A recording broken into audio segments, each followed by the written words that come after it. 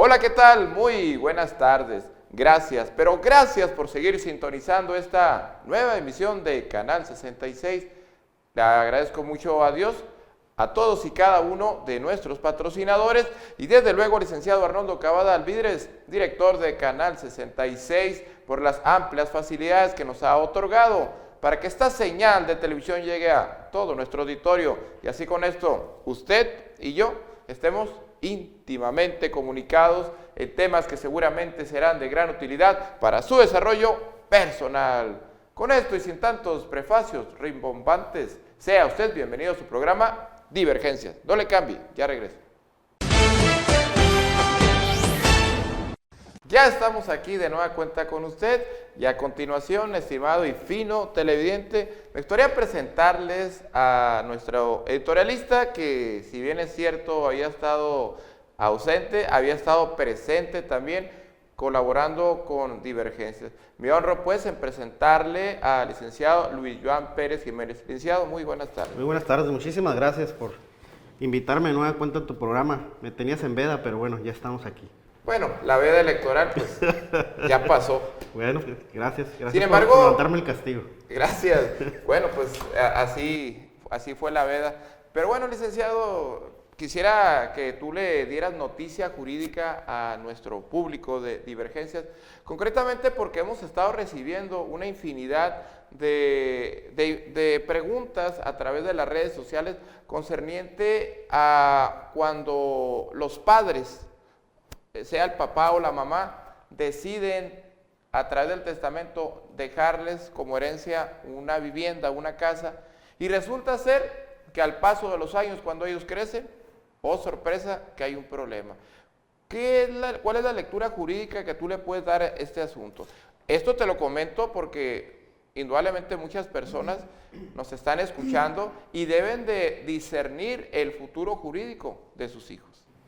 Bueno, es importante precisar que, como lo comentas, en base a las preguntas que han estado haciendo tu público televidente, en relación a las sucesiones testamentarias o intestamentarias, donde al final del día ya en programas previos platicamos precisamente de todas las etapas que se deben de dar dentro de una sucesión, de una herencia, ¿no? Pero aquí sucede ya el conflicto cuando ya se dio la partición de los bienes, ¿verdad? Supongamos que existen 5 hermanos en una herederos y ya todos y cada uno de ellos son copropietarios, ¿verdad?, de un mismo inmueble. Ahí es donde surge el problema a futuro. ¿Por qué? Porque si bien es cierto, en su momento esos herederos posiblemente eran menores de edad, les queda un derecho hereditario sobre una casa, digamos, sobre un inmueble. Resulta que los 5 hermanos son herederos, pero cada uno de ellos viene haciendo su vida, ¿verdad? Su vida personal, con su familia, con sus hijos.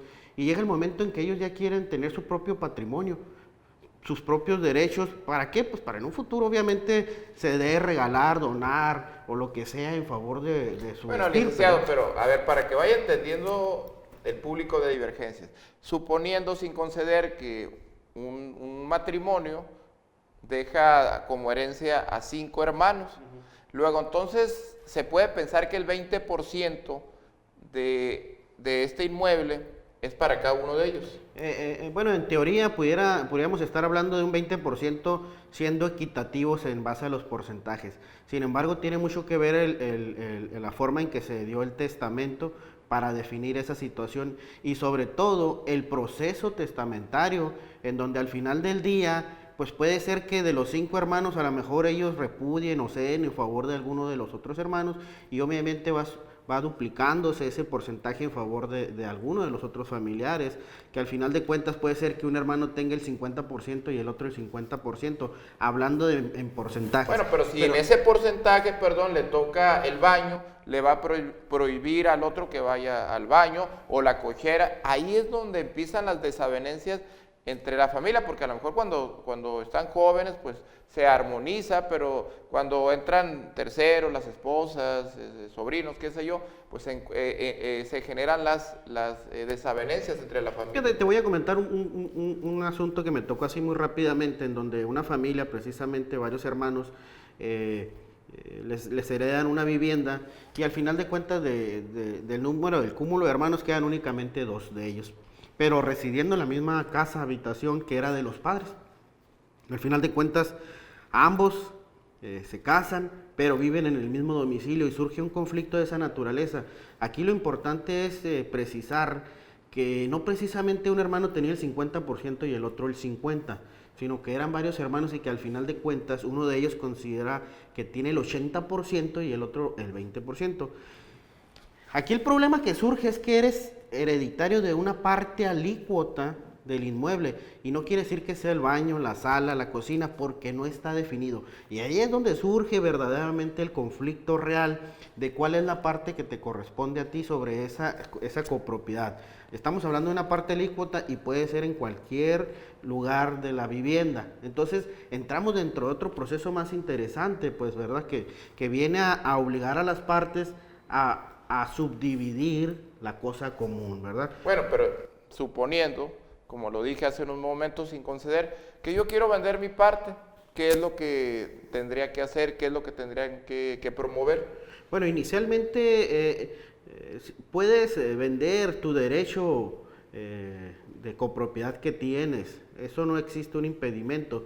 Sin embargo, siempre y cuando el adquirente del inmueble lo desee a tomar bajo esas condiciones, sobre una parte alícuota que le corresponda. Es más, puede ser grabado, a lo mejor tienes una deuda en donde dices, ¿sabes qué? Pongo en garantía la parte alícuota que me corresponde sobre el inmueble fulano. Pero nadie te va a querer comprar esa parte porque todos van a andar en la casa y máxime si son extraños. Bueno, acuérdense que son derechos litigiosos y entonces al final del día, si existe una inmueble y si es tentadora esa parte, ¿verdad? Y te la vendo, no sé, una cantidad insignificante al valor real, pues yo sí la voy a adquirir y ya después tendré que entrar en un proceso de subdivisión de la cosa común, que es en donde ya empieza a entrar lo más interesante en todo esto. Mientras no subdividas, mientras un juez no defina si la cosa común es susceptible o no de una subdivisión del inmueble, ¿verdad? Estimados televidentes, nos vamos a tener que ir a un corte comercial. No le vaya a cambiar porque viene ya el licenciado Vicente Valenzuela para hablarnos de temas de prevención, concretamente hoy de pandillas internacionales y nacionales. Pero después el licenciado Luis Joan Pérez pues nos va a esclarecer y dilucidar si es correcto que usted dé en herencia un inmueble para todos y cada uno de sus hijos. Ya regresamos. Continuamos.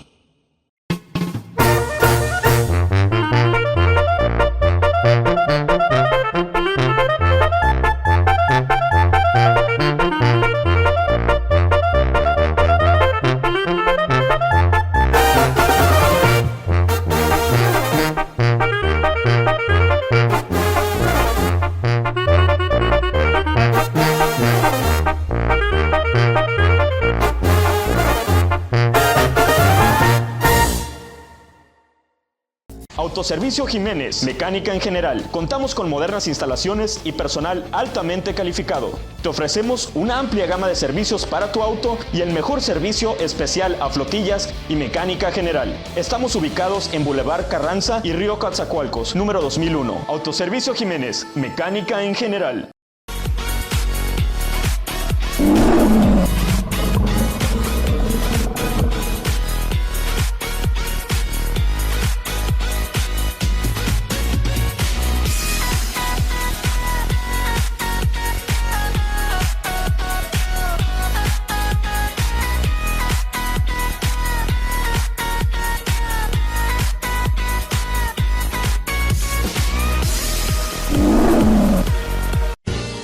Mueblerías Romano, de la fábrica a su mano. Tiene para usted un extenso surtido en línea blanca y muebles. Contamos con las mejores marcas al mejor precio. Gracias por su preferencia. Nuestro compromiso es venderle productos de calidad al mejor precio. Visítenos en nuestras 3 direcciones. Mueblerías Romano, de la fábrica a su mano. Estimados televidentes, quiero que a continuación vean estas imágenes. Todo un desfile gastronómico. ¿Saben en dónde? en Asadero El Chava, el cual se encuentra ubicado en Lázaro Cárdenas, en el corazón de Villafontana. Ahí, con nuestros amigos de Asadero El Chava, encontrará riquísimos tacos de carne asada, al vapor y sobre todo la pizza taco. Ya la probamos y está deliciosa. No se pierda y acuda a Asadero El Chava. Como les dije, Lázaro Cárdenas, en el corazón de Villafontana. Ahí los vamos a esperar también. Asadero El Chava. Continuamos. Estimados amigos, si usted llega a tener un problema de tipo legal, en materia civil, mercantil, laboral, incluso en materia de amparos, yo le sugiero que no dude en acudir a las instalaciones de Aguilera Legal. Este despacho jurídico se encuentra ubicado enfrente de la plazuela del ferrocarril. Allí estará el licenciado Ricardo Aguilera Raigosa esperándole con un grupo de personas con un grado de experticia en la materia, trato personalizado, seriedad y sobre todo con resultados. Aguilera Legal lo espera para dar una solución en todos y cada uno de sus problemas legales. Ya regresamos y a continuación, estimado televidente, me gustaría comentarles que vamos a tratar un tema en este segmento muy importante. Para eso, pues qué mejor sazón para presentarles al licenciado Vicente Valenzuela, quien es asesor en seguridad humana. Vicente, muy buenas tardes. Muy buenas tardes, gusto saludarte. Licenciado, pues sé que durante todo este decurso de tiempo has tenido información sumamente valiosa porque has estado en diversas ciudades de la República, has estado en Guadalajara, en Tijuana, en Salvador, en diversos cursos, incluso Colombia, pero también traes información muy interesante acerca de la tercera conferencia anual tocante a las pandillas y los narcóticos. ¿Cuál fue la lectura que tú captaste a través de este simposio?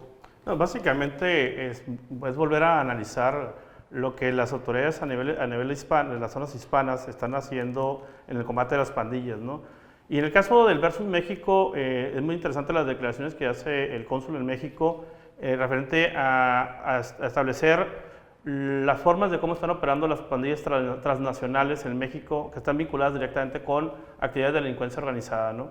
Y en esta parte nos queda una reflexión. Primeramente, nos queda el sabor de que no hay tanta información que refleje esa realidad en lo que están manejando en esta conferencia internacional, porque este tema lo vivimos en el 2005. O sea, al decir que que las pandillas están vinculadas con las actividades delictivas, con grupos de delincuencia organizada, se analizó desde 2005 en España, ¿no?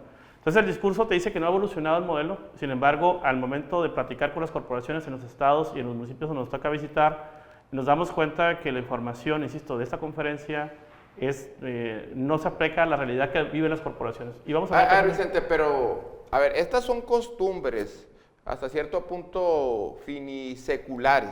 Lo digo así porque de tiempos ancestrales las pandillas han estado presentes y estos modelos, estos arquetipos a seguir realmente están funcionando pese a que hay un ingreso grandilocuente. Lo digo así porque hay recursos del Plan Mérida. Sí, claro, y es importante lo de plantear que precisamente por haber recursos para investigación, para podernos acercar a las corporaciones policíacas, para poderles hablar de este fenómeno, nos interesa mucho que entiendan las corporaciones, sobre todo las de Baja California, en el caso de Mexicali, que se ha podido percibir qué pasa cuando se combate a las pandillas, cómo se activa la economía del delito, cómo los jóvenes van creciendo en actividades delictivas, cómo van evolucionando sus grupos y también cómo los grupos delictivos o de delincuencia organizada escogen a jóvenes que tienen ciertos talentos para ellos, ¿no? Y que los van a utilizar y van a multiplicar su capacidad. Pero para que entienda el público, ¿cómo empieza una pandilla? 2 o 3 personas se reúnen en una esquina. X joven va caminando y al detectar estos jóvenes se quedan hasta cierto punto patidifusos. ¿Por qué lo digo? Por el temor, por la zozobra que estos jóvenes imbrican a los demás. Es decir, si va una joven, le van a hacer piropos. Si va un joven masculino, pues les van a quitar sus prendas. Por eso hablo que se quedan patidifusos, porque se paralizan, se horrorizan al ver estos grupos delictivos, no obstante que sean personas de 12, 14 años. Sí, muy bien, ¿no? Al final es cómo generan presencia en las comunidades y una de estas es a través de la generación del temor, ¿no? Y esto hace que las comunidades en algún momento no puedan reaccionar y bueno, los jóvenes sean las víctimas normalmente, ¿no? Y también esta parte de lo que hemos vivido en Mexicali, de cómo van evolucionando estos grupos de jóvenes, cómo empiezan estos grupos en las colonias precisamente, pero también en los centros educativos. Es un esfuerzo que hemos hecho en estas administraciones, en el caso de Mexicali, de los últimos 18 años, te lo puedo decir, es poder hacer algo en la detección e intervención desde la secundaria. Desde la secundaria vemos ya casos de jóvenes que están vinculados con la delincuencia. Hoy mismo en la Ciudad de México fue nota nacional sobre el tema de la forma de violencia que utilizaron jóvenes contra otros menores, ¿no? Y terminan en asesinatos. Mexicali ya lo ha vivido. ¿Qué presidente municipal, acompañado con su director de seguridad pública, realmente le ha apostado al tema antipandillas? Del histórico te puedo decir que una primera fase fue el licenciado Elordi, cuando empezamos con el tema de las pandillas a nivel de graffiti. Después hubo otro proceso histórico con el licenciado Iribe, que también apostó al tema. Obviamente en la administración de Samuel Ramos con Javier Salas. Y yo diría que en el último ejercicio me caeré ahí, realmente, ¿no? De ahí en fuera, los elementos han hecho su mejor esfuerzo, han estado conteniendo, cosa que no pasó en Tijuana, ¿eh? Realmente el ejercicio de estas administraciones o la experiencia que tomaron los operativos permitió que en Mexicali no crecieran en el nivel de violencia. Y en el caso de Tijuana, pues tú sabes que se desbordó, ¿no? Bueno, ¿no será que estas conferencias, pese a todos los esfuerzos económicos, grandes esfuerzos, realmente llega ese recurso a los estados? Y si llega, ¿cómo aterriza realmente? Esa es la gran pregunta que tenemos, ¿no? O sea, al momento de platicar que hay recursos para investigación, para poder identificar a estas actividades delictivas de los grupos y poder generar información local, por un lado, en el parte mexicano, a través de Secretaría de Gobernación, este año retiraron todo lo que tiene que ver con pandillas, ¿no? Los municipios no tienen un programa en materia preventiva para identificar las pandillas. Te hablan del programa de atención a jóvenes vulnerables, pero no te hablan sobre el tema de pandillas. Un error para mí, en lo personal, muy grande, ¿no? Pero un joven, Vicente, para las mamás, los papás que nos están escuchando, realmente, ¿por qué ingresa a las gangas? Básicamente es un tema, ya en este momento tiene que ver con un tema de ambición. Y también tiene que ver con un tema de que al joven requiere tener un acercamiento con gente que lo estime, de una u otra forma, negativa o positiva, pero al final tienen que sentir que son de interés para alguien, ¿no? Y en este caso los jóvenes son seducidos, ¿no? Por las pandillas, no puedo hablar de otra forma, es seducido por otros grupos y bueno, el padre de familia no sabe cómo reaccionar y cómo recuperar la confianza y el amor del hijo, ¿no? Vicente, pues yo te agradezco grandilocuentemente que hayas compartido tus experiencias y sobre todo esa información que usted debe saberla, y pues hay que cuidar a nuestros hijos, hablando en esa parábola, porque todos estamos expuestos que nuestros hijos, al desabrigarlos por exceso de trabajo, por circunstancias o coyunturas que la misma vida nos está dando, que esos jóvenes se abriguen con otros jóvenes, los cuales convergen en las mismas necesidades. Con esta información, agradeciéndole mucho al licenciado Vicente Valenzuela, nos vamos a un corte comercial y ya regresamos. No le cambie. Continuamos.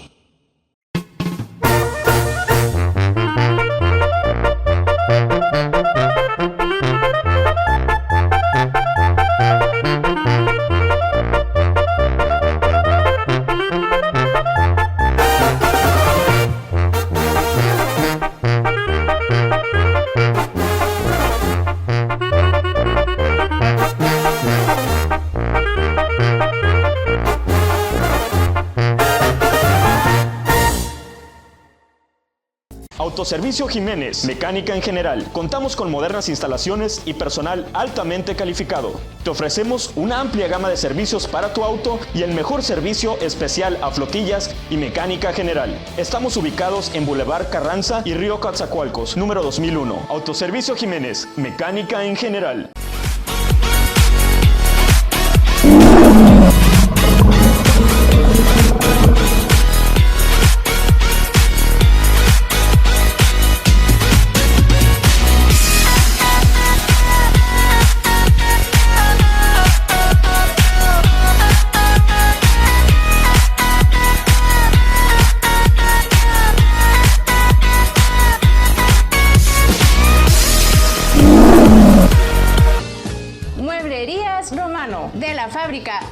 Mano tiene para usted un extenso surtido en línea blanca y muebles. Contamos con las mejores marcas al mejor precio. Gracias por su preferencia. Nuestro compromiso es venderle productos de calidad al mejor precio. Visítenos en nuestras 3 direcciones. Mueblerías Romano, de la fábrica a su mano.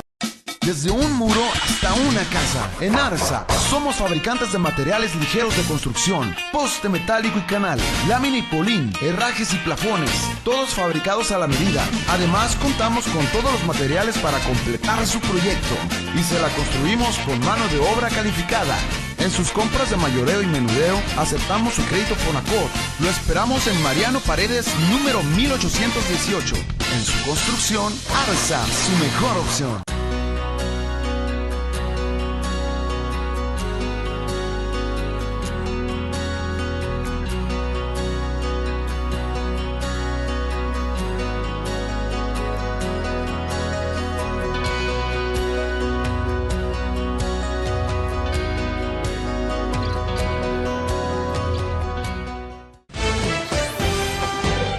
Continuamos. Ya regresamos, estimado y fino televidente. Fíjese usted que hace, bueno, en el primer segmento inmediato anterior, hablábamos acerca de cómo usted, al momento de dejar su testamento, puede imbricar a sus hijos en un grave problema al momento de hacerlos copropietarios de un inmueble. Es decir, usted decide ser justo. Ulpiano decía que justicia es la constante y perpetua voluntad de darle a cada quien lo que le corresponde. Por tanto, muchas veces los padres decidimos ser justos con nuestros hijos, sin embargo, se nos olvida que en las postrimerías del tiempo, sus hijos probablemente van a tener problemas, desavenencias, porque seguramente ellos se van a casar y van a tener problemas en ese inmueble, pese que ahí subsistieron durante mucho tiempo.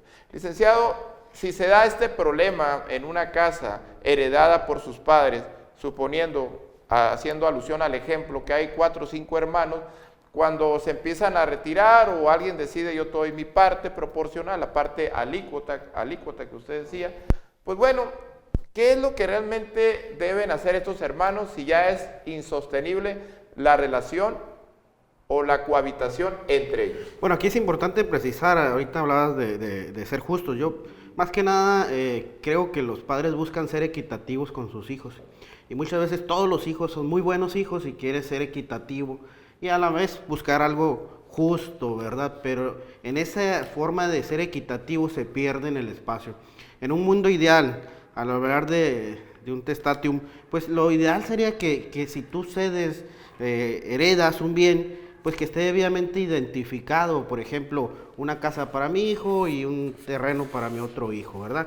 Y ahí está bien definido, pero cuando no, pues entran en un conflicto en donde se debe de definir la cosa común, es decir, tiene que entrar un perito, pues, un perito en la materia, obviamente un ingeniero, que defina qué parte le corresponde a esa persona, y entonces tenemos que buscar una subdivisión de la cosa común mediante un juicio ante un juzgado de lo civil para que en su momento, mediante las periciales, se defina qué le corresponde. Pero ¿verdad? si es un inmueble que mide 10 metros de ancho, pues prácticamente va a ser imposible. Bueno, ahí tiene que definir el perito que ese inmueble no es susceptible, ¿verdad?, de una cómoda división, ¿verdad?, en el inmueble. Entonces, es decir, no puedes llegar y trozar una casa a la mitad, del baño para ti y la recámara para otra persona. No admite cómoda división y es el perito quien debe definir. ¿Qué sucede en ese caso?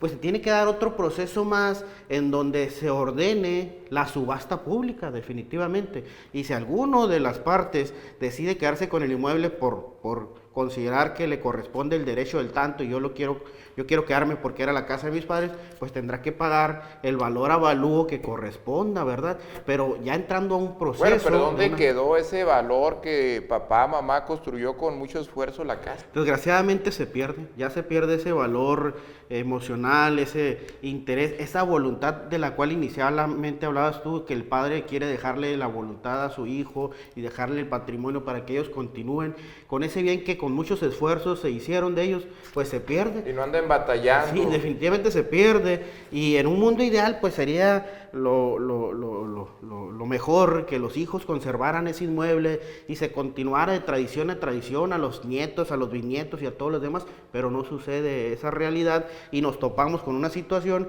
en donde muchas veces el inmueble no admite cómoda división, los hermanos se pelean, o los familiares o los herederos en este caso se pelean y deciden que pues entonces si no te vas tú ni me voy yo, que se dé una subasta pública. Entonces entre hermanos pueden estar cohabitando en una casa y estar en un litigio. Definitivo, eso es muy común en la vida civil. Entonces, pues sí es importante y yo creo que muchos de los televidentes que nos están viendo en este momento deben de conocer algún conflicto que se ha estado dando por ahí. Pero todo tiene solución en la vida, tanto volver a resolver sobre la cosa común, subdividirla o al final subastarla desgraciadamente, pero tiene una solución jurídica. En la vida jurídica no se queda así, lo importante es darle trámite.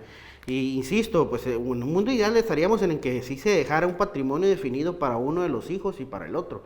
Incluso te pudiera decir que en ese tipo de situaciones también puede darse conflictos. ¿Por qué? Porque a lo mejor entra la esposa y tiene un derecho y le interesa y luego le entran los hijos y bueno, entra una serie de conflictos, ¿verdad? Entonces, pues muchas veces ese mundo ideal, ese mundo justo no existe y hay que buscar entonces lo equitativo, definitivamente.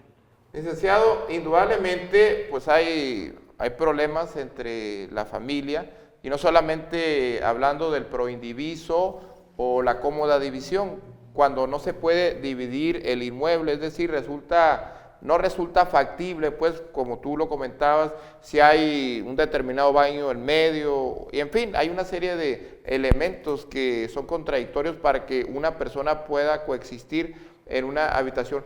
Luego, entonces, ¿cuál sería la sugerencia que tú le podrías proporcionar a las personas? Papá, mamá, dejan un testamento. ¿Se lo dejan uno solo? ¿Se lo dejan a todos?